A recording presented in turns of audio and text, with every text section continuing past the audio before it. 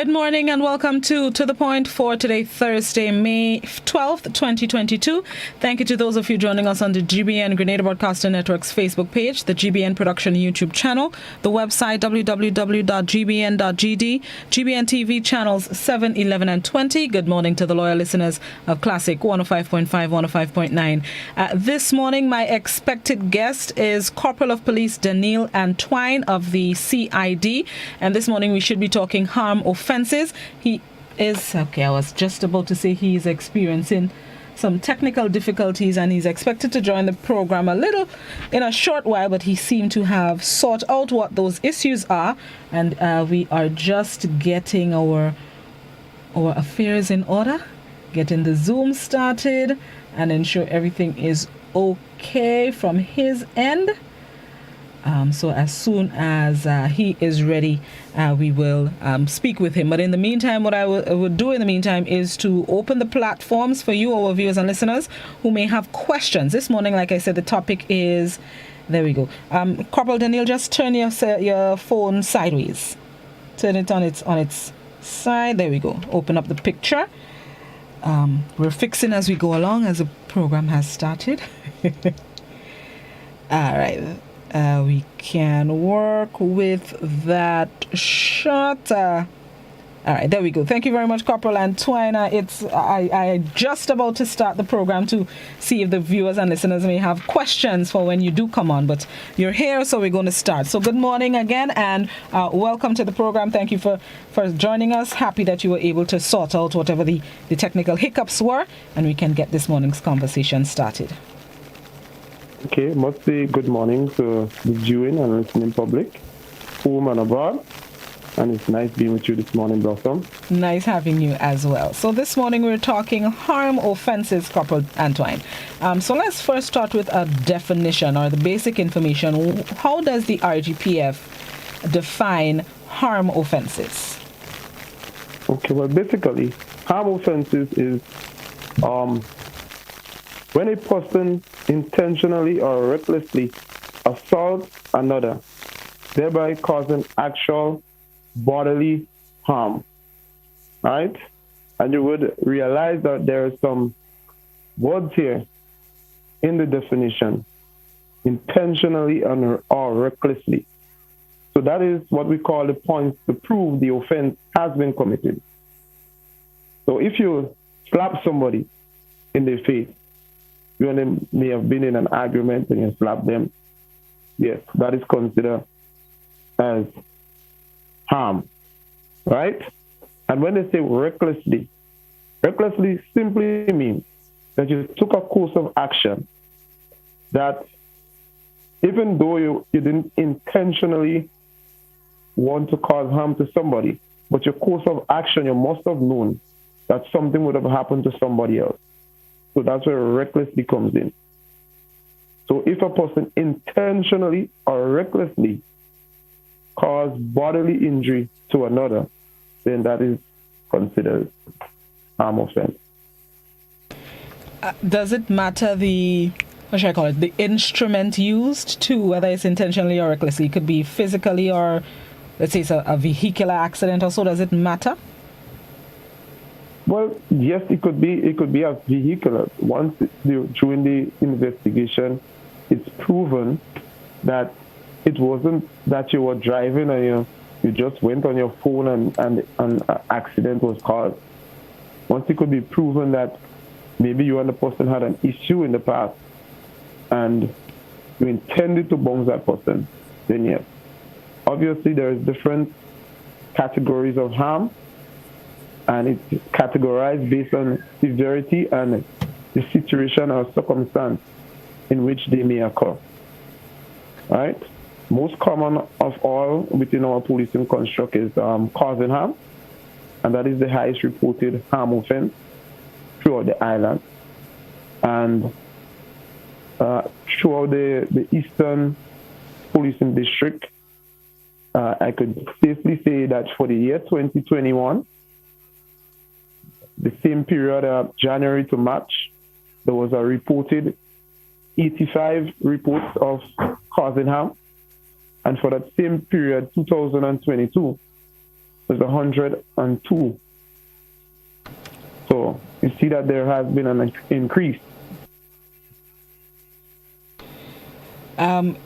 Okay, that statistic kind of caught me for a loop. How is the RGPF dealing with this? Not just noting the increase, but what steps are being taken to deal with them and see that we have a reduction, or at least go back to even just last year's figure? Right. To treat with this situation, the RGPF, and I'll try to zero in on the Eastern Division where I'm attached to Greenville Police Station. We have a number of programs in place in trying to reduce the occurrence of harm offense. One of them being the Stop and Think program, which was launched last year, and it has been a success thus far. Even though you don't see the numbers as yet, but we believe that we're sowing the seed in time to come that we will have a great reduction in the reporting of such offenses. Right? The Stop and Think is really a program where we meet and speak with persons in the community, and it's a community policing initiative. And let me hasten to say that community policing is one of the main pillars that the force is policy-wise that the force has implemented. And we usually meet, and the meetings are well attended by community members, and we deal with issues, grassroots issues that may lead to harm offense and other offense. Right? We listen and we advise, we educate, and it has been going well thus far.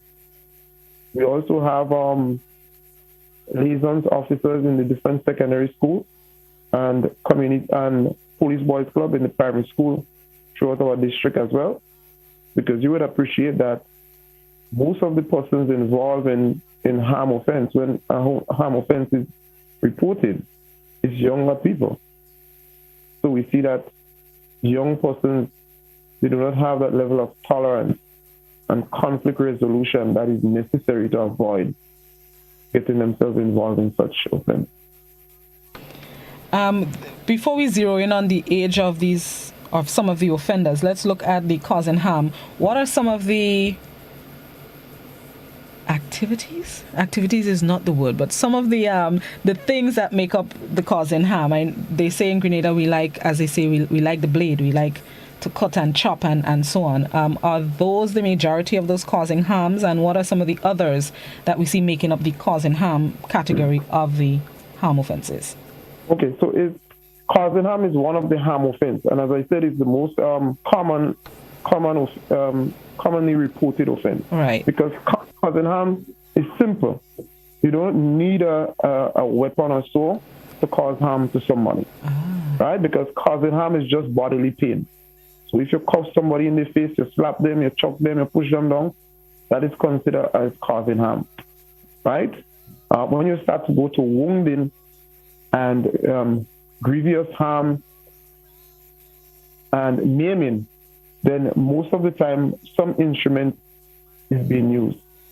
And you know we Grenadians, we like with cutlass. Exactly. So most of the time a cutlass or a knife is involved. One or two times there is instances where a firearm, but that is rare it's really rare in Grenada. The age of these offenders, or some of these offenders, in recent months, we've noted a lot of school-aged children involved in violence, school fights as we call them. But even outside of school, still young people are involved in a lot of these activities. How prevalent are young people involved in these harm offenses reported, whether it's nationally or just in the Eastern Division where you're located? Yeah, as I was alluding to you earlier on, you would see the age range for most of the reported harm offense is from like 17 maybe to about 40. That's the higher end of the reported age range, especially persons in the late teens, early 20s, with a higher rate of harm offense being committed by persons around that age. And it tells you that conflict resolution has a lot to do with it. Because during investigation, when you start speaking to some of these defendants accused, they will allude that to you, and you would realize it's just heat at the moment, something where you could have just walk away and keep your cool. So that's one of the things that when we engage members of the public in the communities as well, that we speak about. And we know that there are some root cause to persons cannot adequately resolve matters. The use of alcohol comes to mind. Most of the time when young people consume alcohol, they act erotically, and a lot of times end up in some sort of a fight, some chopping incident, and alcohol helps to fuel that offense a lot. Do you have a breakdown by gender? Even though we see a lot of more men, in these harm offenses, I'm sure there are women who take matters into their physical hands. I do not have the direct statistics in front of me, but what I can tell you is that yes, there are instances where females are involved, but I could safely say about 90% of the time it's male. It could even be higher than 90. But men, young men and boys are normally the culprits involved in inflicting wounds to others. And earlier you gave me a brief breakdown of the different categories under the harm offenses category: causing harm, like wounding, maiming. What are the others? We have grievous harm, dangerous harm. Then you're going to manslaughter by negligence, attempted murder, and eventually murder. What's the difference between grievous and dangerous? That's something I haven't learned yet. Grievous harm could be a maiming where somebody lost some body parts and it's very serious. However, dangerous harm means simply endangering life. Yeah? It's that serious that you endanger that person's life. Grievous harm could mean that it was that bad that the person lost a limb, but they were not at risk of losing their life. So that's the main difference. And during the investigation, based on the evidence gathered, then we as investigators would make that differentiation in charging. Okay, all right. I think I get a better understanding of those two terms. Okay, so while we've looked at the aggressive side of harm offenses, do instances of, let's say, self-defense or defending somebody else, does that also fall under, or do they also fall under harm offenses? Well, it falls under harm offense because a person can cause harm to another, right, if it is justifiable, right? And during the process of investigation, the evidence will reveal whether or not that person is justified in their action. Because the person have a right under the law to defend himself from any attack. That's any and every Grenadian's right to defend themselves. However, you shouldn't use excessive force when doing so. So we have to make sure the force that is used is reasonable, right? So if you're doing percentage, if a person used 20% force against you, you shouldn't use 40%, right? So that's why we say justifiable. It should be like force or similar force in defending yourself. Yeah, but how can you determine that? Because if somebody is attacking me, no, I'm starting to get defensive. Because if somebody is attacking me and I have to defend myself, I'm not measuring how much force they use. All I'm thinking is to survive, Blossom. So whether I hit you a bad blow and it's just a little wound on your eye or it gets worse, I was just defending myself full stop. I wasn't thinking, okay, Blossom, he hit you once, only hit him once. No. I looking to come out there alive. You understand what I'm saying? So how does the police determine what was excessive and what was reasonable in the one defending themselves or even me defending my child from some harm or the other? Well, right. So one of the determining factors is you and someone might be in a fist fight, and then you run and take a cutlass. The person may have been wrong, but then here you come with a cutlass, and the person has no weapon. Then that would be deemed as excessive force, right? Okay. Or you might have a firearm, and a person only threaten you, or they push their hand in your face, which is an assault, and then you take a firearm and you push back in the face and you threaten them. Then that is not reasonable. That is excessive, right? And as I said, what would happen whenever a report is being made to the police? We will investigate and we will gather the evidence, and the evidence will lead us to what are the next steps, who are to be charged, who shouldn't be charged, and what charge whosoever should be charged should end up with, based on the evidence and circumstances, situation, all that comes into play. Okay, I don't agree, but I kind of understand what you're saying. Okay, so next scenario again. Because I'm making sure I don't want to end up in a situation where I end up on the wrong side of the law while defending myself. So if somebody attacks me with a knife and I take that same knife and inflict a wound that might be fatal, is that excessive? It could be. What? As I said, how it could be? Based on the circumstance, it could be.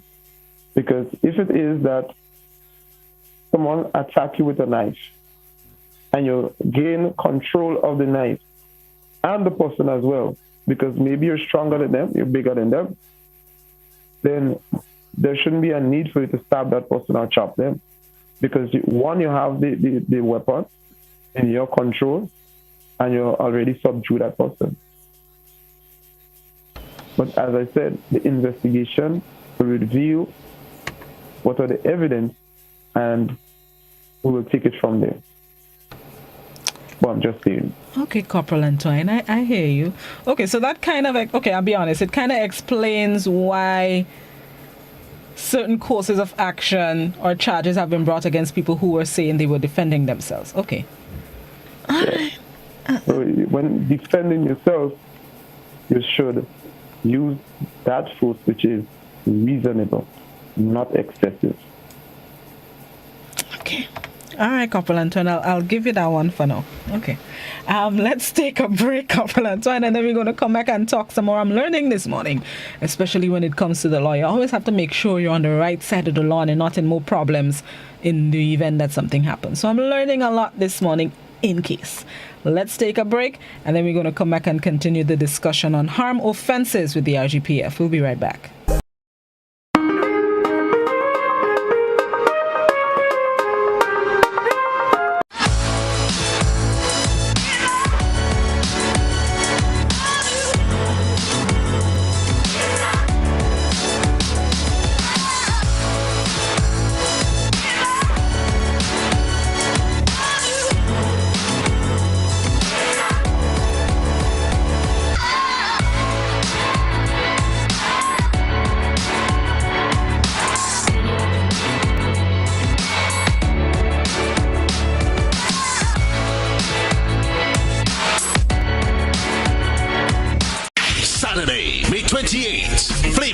Entertainment presents Flavors of Calypso and Extempo, featuring live from Trinidad, the reigning Calypso monarch, Terry Lyons.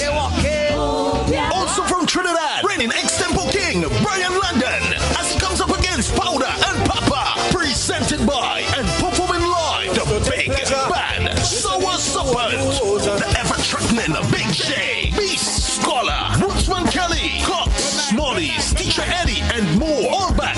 and We're Back, hosted by Lester.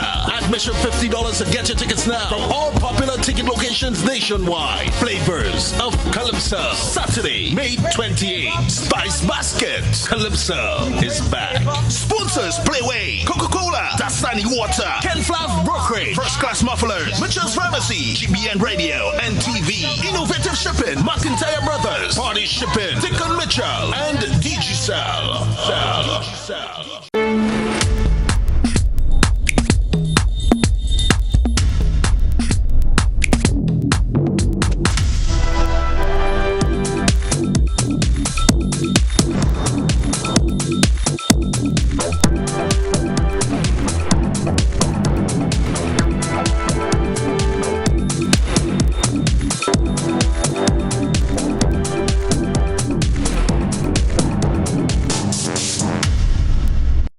Are you a small business and would like your business to grow?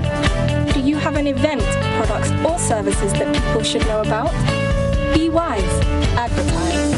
Book your spot on GBN Shopping Guide. Be part of Grenada's biggest advertising medium, the Grenada Broadcasting Network. Call our sales department now on 440-2446 or 440-3033 or GBN plus the number sign. Email us at sales@gbn.gd. Special conditions apply.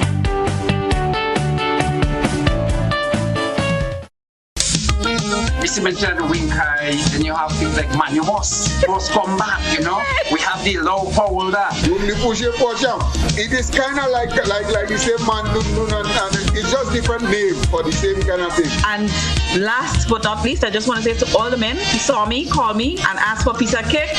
I'm baking this weekend. Join us Fridays at 8 on GBN Television, K105 FM, GBN's Facebook page, and YouTube channel for We Culture.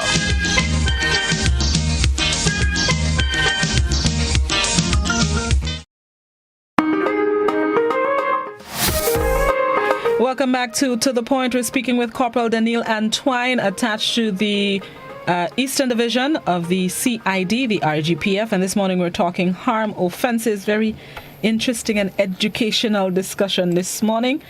Somebody on Facebook asks, do we have plans nationally to give steeper penalties for grievous harm, that is jail time? Yes, but the perpetrator should also have to financially support the family for a number of years. So are there any plans or maybe even discussions about increasing penalties for the offenders of harm offenses? I cannot speak to if there is plans to increase the sentencing for offenders when it comes to harm.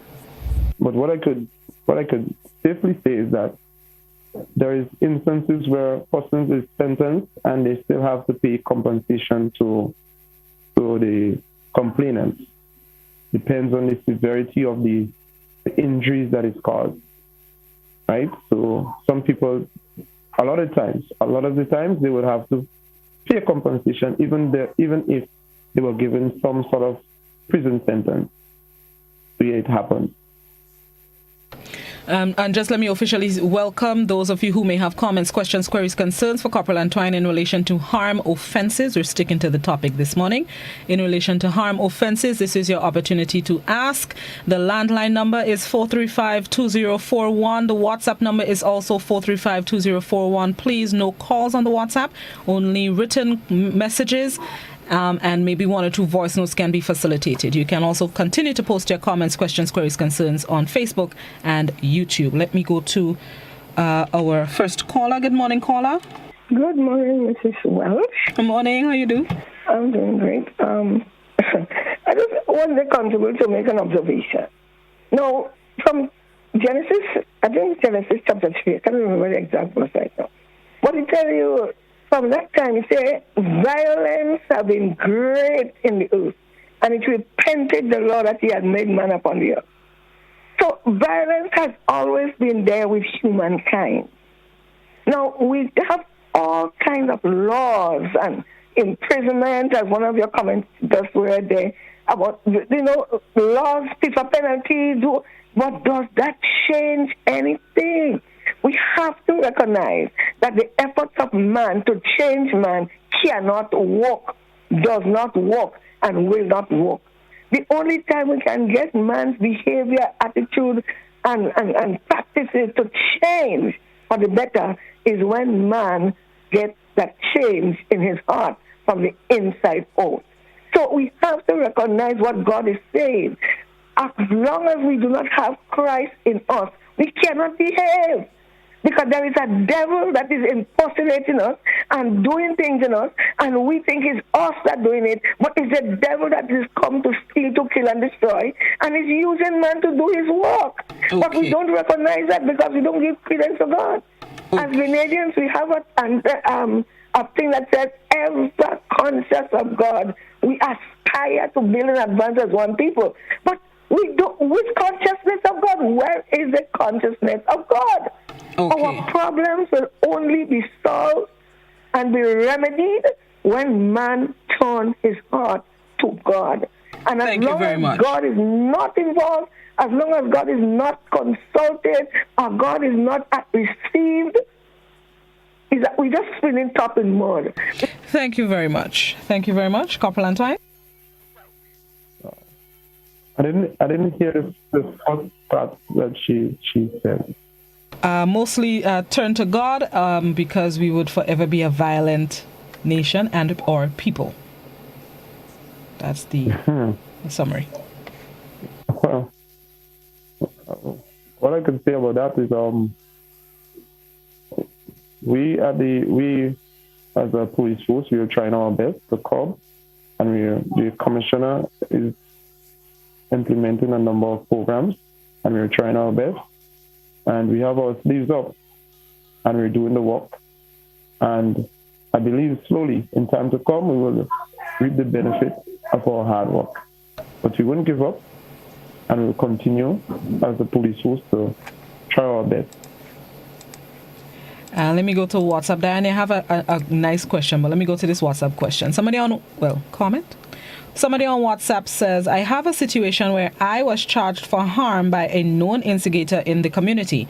Not a single officer investigated the matter or spoke to me before I was given a summons to the court for causing harm. Can the guest speak to that? Well,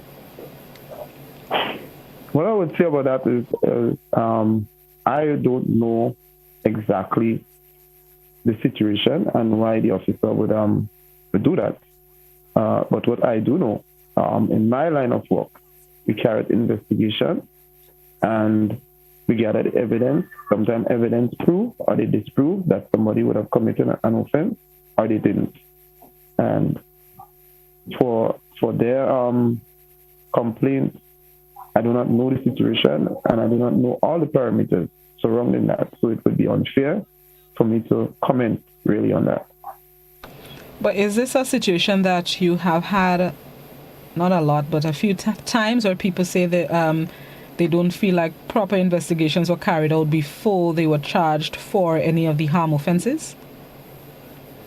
Well, when the officers is carrying out investigation, when a complaint is made, a lot of the times the accused is the last person spoken to.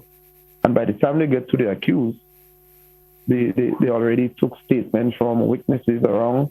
They've already spoken to persons in the community unknowing to you. But it is police practice and procedure to carry out investigation when somebody makes a report or complaint to the station. And we do not have to inform the accused that we're carrying out investigation. So sometimes accused would say, well, what you did or what is that. However, most of the time when they're brought in the station, sometimes you start quoting that this person said that and that person said that, so they get the inkling that, yes, the officer maybe speak to some people. But we try to carry out our investigation and then to pull in the accused last. All right. Good morning, caller. Hi, good morning to you, Blossom and Officer Antoine. I'm listening to the program, right, and I've heard you describe and define some or maybe all forms of harm. Now, we refer to a part of our body called the mind. We always say, my mind tell me this and my mind tell me that. So I accept that it is a part of us. Now, my question is, could sexual harassment be defined or categorized as a form of harm? That's what I want to know, please. And because, at the end of the day, whatever action or reaction, whatever we say, our thoughts and all, could be disturbed emotionally and causes us, it might send some of us into real depression. Some of us, it might lead us to even committing suicide. So that's my question this morning. Could it be defined, sexual harassment, as a form of harm? Thank you. Thank you, caller. Corporal Antoine. Just let me make sure I heard her correctly. Could you classify sexual harassment as a harm offense? As a harm offense.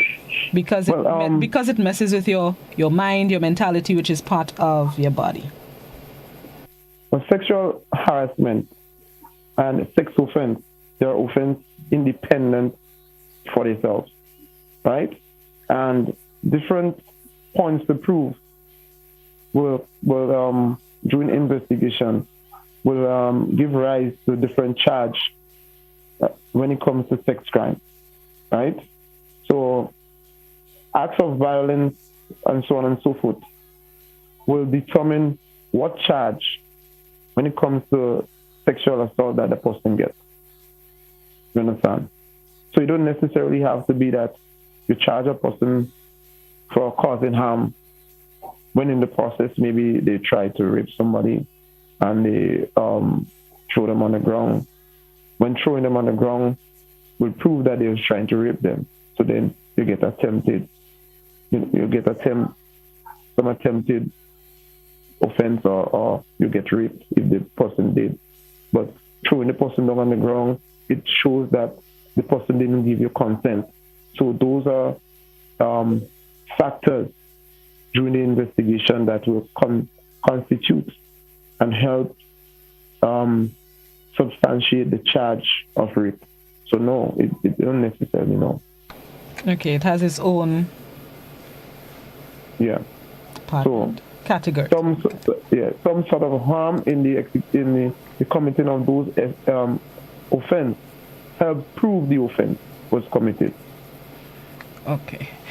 All right, let me go to another Facebook question. Somebody on Facebook asks, we have an issue with chopping, yet we have no laws on how people carry cutlasses, which is our weapon of choice, or where they go with it, which is a concern of mine, which is why I like the question, because we see people walking around with cutlasses, and I don't think there's a lot. If there is, many of us don't observe it, of how to carry. They carry it in your hand, whether they're farmers or they come from work or they just bought it in town, but they're just carrying it nonchalantly in their hand. And I'll be honest, I've crossed the road a few times when I see somebody with a cutlass sometimes. So is there anything we can do about that? How you carry cutlass, whether you have legitimate means for having it or you have criminal intent? Right. So there is a prescribed way to carry a cutlass. When carrying a cutlass in public, a person should have it properly concealed, whether it's wrapped, placed in a bag, so you don't see the blade and stuff like that. And failure to do so, those cutlasses could be taken by officers at any time until the proper procedure is being followed. And that normally happens. Where I work in Grenville, I don't believe somebody would walk the road with a cutlass if it's not properly concealed, properly carried. So there is a prescribed way that person should carry a cutlass. And in the absence of that, I know it's normal practice that if a police officer sees them with it, or someone complains to the police and the police finds them with it, it will be taken from them. Well, that's probably another law that we don't always enforce. Because I see people, even in the city, tongue proper, walking with, not swinging, but you can see the blade. Well, okay. Maybe they have a permit. Let's see what happens. All right, back to the phone. I don't know how horses have permits for carrying cutlass. Good morning, caller. Good morning, Good caller. morning. Morning, go right ahead. Okay, good morning. And thanks for the opportunity to be on this program. No problem. I looking at your case and I find somehow that he looks very protective of his fellow men. But I don't feel he should be or frightened in any way, because the force has laws and principles of which it's supposed to be governed by. So therefore, he should be able to speak to everything that is according to the procedure of the force. So I will really like him to, be more professional in the sense, answering the questions properly, because we want to see a better force in the country. We want to be helpful to the police, but we cannot be, because sometimes of the relationship that the police have, the way they behave. I try in my area to help, and sometimes people just feel that they know it all, and they would not. Nobody knows it all, whether you are in that profession for years or not. You need to be able to interact with the public, build a good relationship, so that you'll be able to have the support of the public with you in performing your duties. So I wish that we will have a change or a turnaround in the situation. And what is wrong for the people in the nation is wrong for the police likewise. I heard here statements are made that no one is above the law. But it don't seem to me that this is really the norm, because some people do things and get away with it. So I don't know what is taking place, but I would really like to see a change in this matter. Thank you. Thank you very much. Caller, Couple and Twine. Thank you very much, caller, for your opinion. I believe that he's speaking about the question that was posed on Facebook, when the person said that the police didn't investigate the matter and they were given a summons. That's what I gathered as well. Right. So all I'm saying is that I do not know the situation, so I cannot comment, because sometimes the police would have conducted their due diligence unknowing to the complainant, and the evidence will play out in court. So I cannot give an opinion on that situation. But what I can say is that it's normal policing practice that when a complaint is being made and the police receive that complaint, an investigation is launched and evidence is gathered, whether or not an offense has been committed, by who, and whether or not charges should be made. So an investigation is launched and evidence being gathered. And that is what I know. WhatsApp question. Somebody asks, a few questions in the post. What constitutes a crime and where does it begin? And what time is a matter in the hand of the police? Is it deemed indictable? And explain what are summary and criminal matters. So first, what constitutes a crime and where does it begin? What really constitutes a crime? As I said, and we're speaking about harm offense. There should be intent. So you should show that the person's intention was to cause some sort of harm to the other person. Whether it's inflicting a wound, whether it's just basically slapping them in the face, it shows that the person's intent was to do just that. Or even though they were reckless, they didn't indirectly intended to. But because of their recklessness, they must have known that the action would have caused some sort of harm to another. Then that person would be charged as well. right? So that is what constitutes the offense. In relation to what the difference between harm offense, difference between summary and indictable offense. Summary offense is what we call minor offense, and it determines the injury sustained, the circumstance under which the incident would have occurred, and summary offense is dealt with by the magistrate court, and it's completed there. Indictable offense is what we call serious offense in layman terms, and those offense normally is dealt with in the high court, where there's a judge and a jury. Right? It would have a preliminary hearing in the magistrate court, and then pass on, if there is sufficient evidence, pass on to the high court to be dealt with.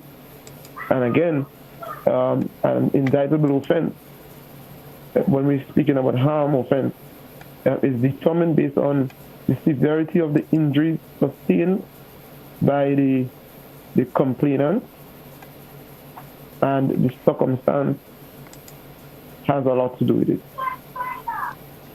Instruments used and all that have a huge role to play in whether or not those offense is summary or indictable. Okay. Yeah. In relation to carrying of the cutlass, just needed some clarification because that seemed to start a conversation on Facebook and WhatsApp. When you say there's a prescribed way, does that mean that it's in law or it's just a suggested way to carry a cutlass, cover the blade? I would believe, I'm not 100% sure that it's written in law, but I do know that there is a prescribed way to carry a cutlass. Okay, so it's not necessarily. And that it should be considered. It's not necessarily in the book. We're not sure, but it's not necessarily in the book. It's just a suggestion on how you should carry it properly. Yeah. For steps. I'm not 100% sure. Understood. Right? I will have to get back to you on that. No problem at all. I understand. Hopefully the viewers and listeners understand as well. Good morning, caller. Good morning, Blossom, on this International Nurses Day. I just want to say good morning to you and to the handsome couple and twine. Welcome to GBN. Blossom, I have a question for the goodly gentleman. We were talking about offenses with weapons. My concern is in the case where, I have a chopping incident, so somebody would have, lost limb or some part of their body, and that matter has to go to court. In that case, the victim, has to rely on the prosecution or the commissioner of police, and it's in their hand. What is it that takes so long that, you can't get justice? You're talking about in cases of 4 or 5 years. There might just be a case where, let's say that person have Alzheimer's or that person passed away. What happened in that event? Please explain that to me. Thank you and have a great day. Thank you, caller. Corporal Antoine. Okay, thank you very much, caller, for your question. What I would say about that issue is that we must remember that on a daily basis, there's a number of reports that is made to the police, and the court system is overloaded, and it takes time, it takes a process, because justice and investigation, first of all, you want to gather all the evidence, so that sometimes it takes a little while, and then the court system it's a lot. There's a lot of reports on a daily basis, and a lot of cases that enter the courts on a daily basis. And I wish it could have been so. Maybe it will speed up in time to come. But for now, our hands are tied. We're trying our best. I know that in recent times, it has gotten a lot better than where we were about 5 years ago. And there is a lot of things being in place that would ensure the fast movement of matters in the court system. Correct. So it's not the RGPF, it's the court system. They started the continuous assizes a few years ago, meaning there are no breaks between one assizes from the next, and that has helped with the backlog.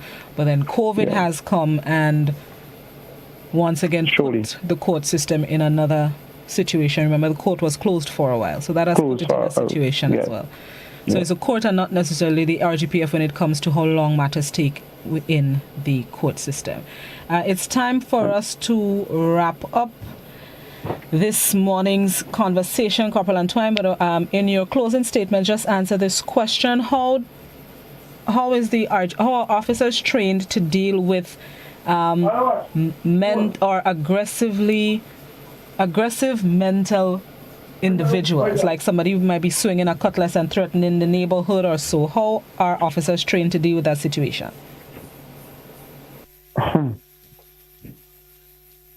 Well, what I could say about that is I do know that we have in the police training school some level of defense, self-defense training, and there is continuous